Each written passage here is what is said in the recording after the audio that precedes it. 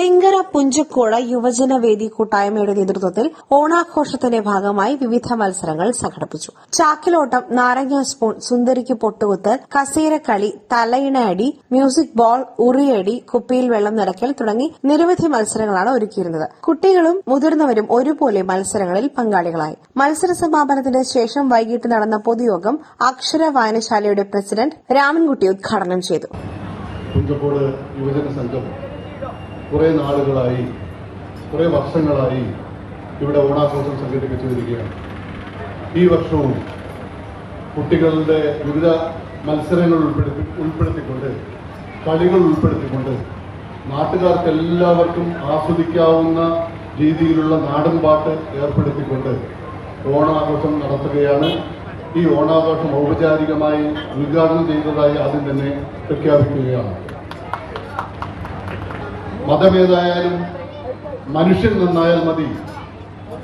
സർവമത സാരവും ഏകം, എല്ലാ മതങ്ങളുടെയും സാരം ഒന്നാണ്.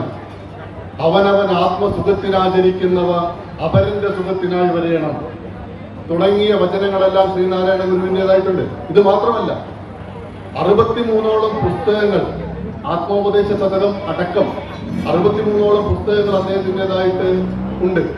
അദ്ദേഹത്തിന്റെ പ്രസക്തി നാൾക്കുനാൾ വർദ്ധിച്ചു വരികയാണ്. അദ്ദേഹത്തിന്റെ പ്രസക്തി വർദ്ധിക്കുന്നത് കൊണ്ട് തന്നെ കൂടിയാണ് ഓസ്ട്രേലിയൻ പാർലമെന്റ്, നിങ്ങൾ പത്രത്തിലൊക്കെ വായിച്ചു കാണും, ഓസ്ട്രേലിയൻ പാർലമെന്റ് ഈ വരുന്ന ഒക്ടോബർ 14-ാം തീയതി ഗുരുവിന്റെ മതസന്ദേശം, മതത്തെക്കുറിച്ച് അദ്ദേഹത്തിന്റെ അഭിപ്രായത്തെ സംബന്ധിച്ച് ചർച്ച ചെയ്യുകയാണ് ഓസ്ട്രേലിയൻ പാർലമെന്റ്. മാതൃഭൂമി കഴിഞ്ഞ സഹസ്രാബ്ദത്തിലെ നവോത്ഥാന നായകരിൽ മുൻപന്തിയിൽ നിൽക്കുന്ന ആളായി തെരഞ്ഞെടുത്തിട്ടുള്ളത് ശ്രീനാരായണ ഗുരുവിനെയാണ്.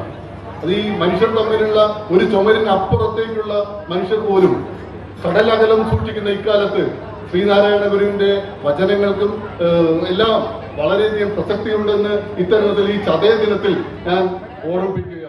യുവജനവേദി കൂട്ടായ്മ പ്രസിഡന്റ് ശ്രീജിത്ത് അധ്യക്ഷത വഹിച്ചു. സെക്രട്ടറി അനുരാഗ്, രക്ഷാധികാരികളായ അജി, ചന്ദ്രശേഖരൻ, ട്രഷറർ സ്വപ്നദാസ് തുടങ്ങിയവർ ചടങ്ങിൽ പങ്കെടുത്തു. മത്സര വിജയികൾക്ക് സമ്മാനങ്ങളും നൽകി. തുടർന്ന് കൂറ്റനാട് പുനർജനി സംഘത്തിന്റെ നാടൻ പാട്ടും അരങ്ങേറി. വിപുലമായ ഓണാഘോഷ പരിപാടിയിൽ നാട്ടുകാരും പങ്കാളികളായി.